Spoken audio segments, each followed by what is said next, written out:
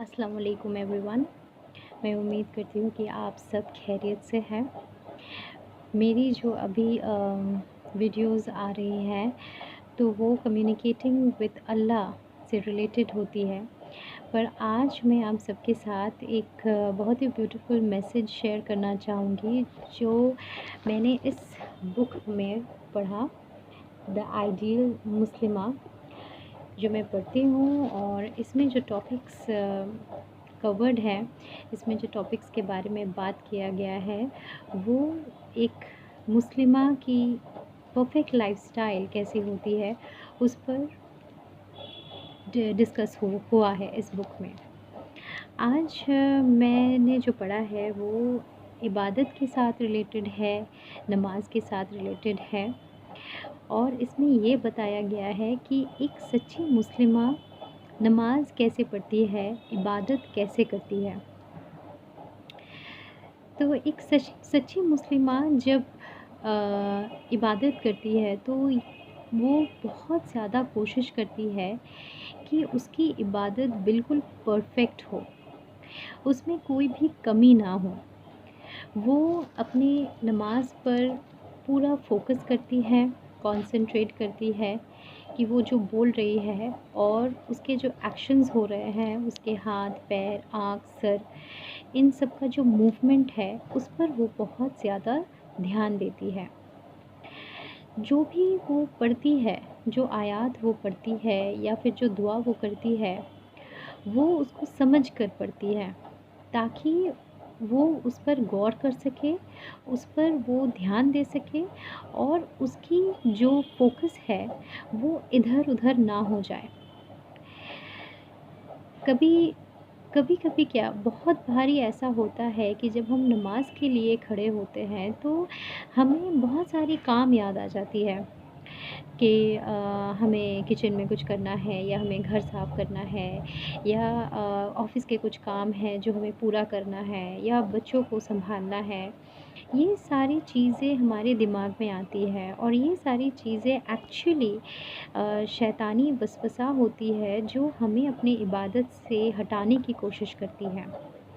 तो जब भी आप कोई आयत समझ कर पढ़ेंगे तो आपकी जो फ़ोकस है उसे हटाना शैतान के भी बस में नहीं होती है।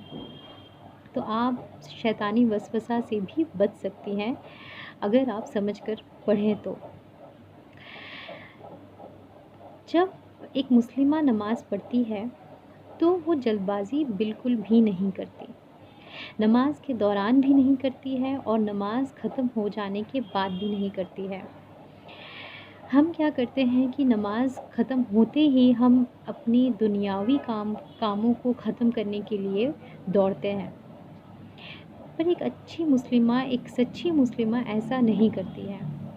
वो नमाज ख़त्म हो जाने के बाद भी कुछ देर वो बैठकर अल्लाह ताला की तारीफ़ बयान करती है, हम्द करती है, अज़कार पढ़ती हैं, दुआ पढ़ती हैं। सबसे अच्छा अज़कार जो आप पढ़ सकते हैं वो है अल्लाहुम्मा अंतस्सलाम व मिनकस्सलाम तबारकता या ज़ल जलाली वल इकराम। अल्लाह ताला ही सुकून है और अल्लाह ताला से ही हमें सुकून मिलती है और अल्लाह ताला ही हमारे रब्बुल इज़्ज़त है। सुभान अल्लाह, आप ये पढ़ सकते हैं।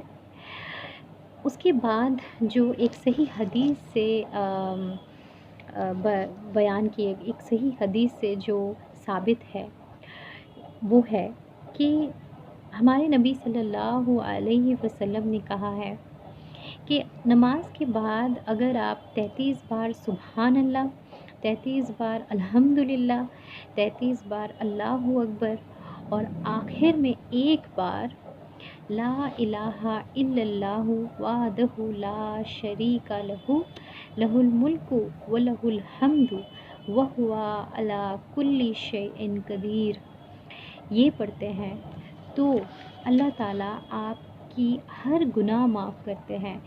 अगर वो एक जो समुंदर के जो नहर के जो फ़ोम होते हैं, जो झाग होती है, अगर आपके गुनाह उस झाग भर बराबर भी अगर हो तो भी اللہ تعالیٰ آپ کے گناہ معاف کر دیں گے انشاءاللہ۔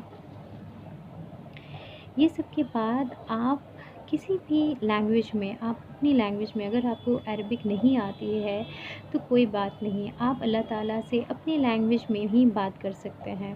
اگر آپ کو لگتا ہے کہ آپ میں کچھ کمی ہے تو وہ آپ اللہ سے نرمی کے ساتھ مانگ سکتے ہیں کہ وہ کمی کو اللہ تعالیٰ دور کر دے۔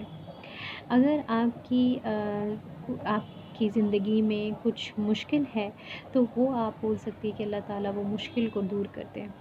اگر آپ کو شفا چاہیے تو آپ شفا کے لیے دعا کر سکتی ہیں، کسی اور کی شفا کے لیے دعا کر سکتی ہیں، اپنے بچوں کے لیے دعا کر سکتی ہیں، اپنے ماں باپ کے لیے دعا کر سکتی ہیں، ابو اور امی کے لیے جو سب سے اچھی دعا آپ مانگ سکتے ہیں وہ ہے رب ارحمہما کما ربیانی صغیرا۔ آپ اپنے ماں باپ کے لیے یہ مانگ سکتے ہیں، یہ دعا آپ کر سکتے ہیں، بہت ہی اچھی دعا ہے۔ جب آپ ایسی عبادت کریں گے اور آپ کی عبادت جب ہو جائے گی تو آپ کو بہت ہی اچھا محسوس ہوگا، آپ کو ایسا لگے گا کہ آپ بالکل پیوریفائی ہو گئے ہیں، آپ بالکل ریچارج ہو گئے، ری انرجائزڈ ہو گئے ہیں، اور آپ کو بہت ہی ہلکا محسوس ہوگا، آپ کو ایسا لگے گا کہ آپ نے کچھ اچھا اچیو کیا ہے۔ انشاءاللہ جب آپ کو یہ فیلنگ ہوگی تو آپ بالکل یہ جان سکتی ہیں کہ آپ نے اللہ تعالیٰ کی بہت ہی اچھی طریقے سے عبادت کی ہے، اور یہی ضروری ہے، کیونکہ جب ہم نماز کے لیے کھڑے ہوتے ہیں تو ہم اللہ کے سامنے کھڑے ہوتے ہیں۔ آپ یہ جانیے کہ جب ہم کسی بہت ہی عزت دار انسان کے سامنے کھڑے ہوتے ہیں تو ہم کتنے فوکس ہوتے ہیں، کتنے اٹینشن میں ہوتے ہیں کہ ہم کوئی کمی نہ ہو جائے، ہم سے کوئی غلطی نہ ہو جائے۔ تو جب نماز کے لیے کھڑے ہوتے ہیں تب تو اللہ کے سامنے کھڑے ہوتے ہیں، تو سوچئے کہ ہمیں کتنی دھیان رکھنا ہے اپنی نماز پر تاکہ وہ بالکل صحیح ہو، بالکل پرفیکٹ ہو۔ انشاءاللہ اللہ تعالیٰ ہم سب کو ایسی ہی عبادت کرنے کی توفیق عطا فرمائیں۔ السلام علیکم ورحمۃ اللہ وبرکاتہ۔